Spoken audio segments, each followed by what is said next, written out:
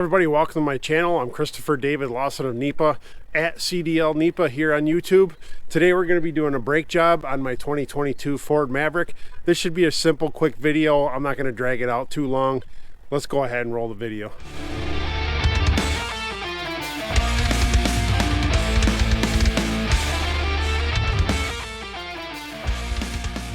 All right, folks, to start off, I got my brakes and pads from Rock Auto, probably one of the cheapest places you're going to get parts for it. I had to clean oil off them already because they put an oil on there so they don't rust. Get yourself a good brake parts cleaner, some brake pads, and some silicone for lubricating the brake parts like the slides, etc. I'm only doing the fronts here for the video. Procedure for the back's going to be exactly the same, just different parts, obviously. Let's go ahead and start on that.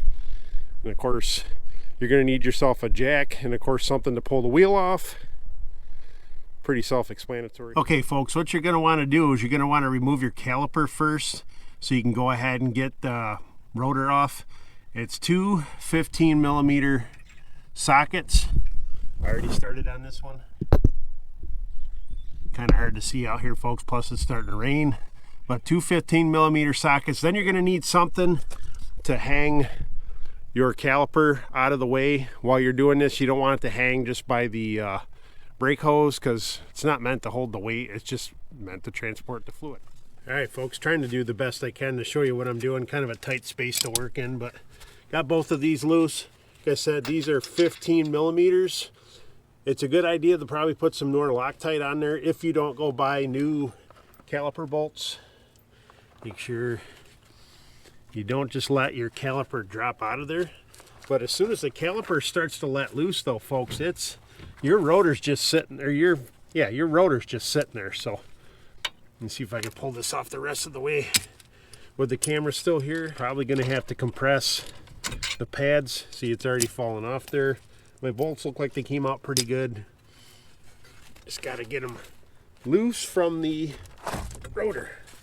The rotor already wants to come off. I just got to break them loose. Little love tap with the rubber mallet to kind of break it loose, folks. This has got 50,000 miles on it, so let me go ahead and work on this. I got to get the camera out of the way. All right, folks, once you have the caliper and everything out of the way, probably a good idea because the rotor will just fall off. Go ahead and hit some of this stuff with the brakes parts cleaner. Get it kind of clean up before you put the new rotor and pads on. All right, folks, so far I removed the spring holding that on there. Actually was able to pop these loose. This is the old pads. That one just kind of falls out of there. Let me show you the new ones just to give you an idea what the pads look like for the Maverick. Probably the same in a lot of the Fords. This is obviously the inside pad and this is the outside pad. And of course, to match that with some new springs and everything. All right, folks, I went ahead and slid this part off. You're gonna have to make sure you re-grease these pins afterwards. That way you can get your pads off. The other pad came out when I was doing that, unfortunately. So I'm gonna need two hands to do this part, but I'm gonna have to go ahead and wiggle this loose. Oops, yeah, never mind. I did it with one hand. But we're gonna wanna check everything, make sure there's no leaks, re-grease like the pins and stuff, clean it all up, and then we'll reassemble the new pads on there. We're going to have to compress this part. I'm going to go ahead and do that with the old pad first. That way I can slide everything back together a lot easier.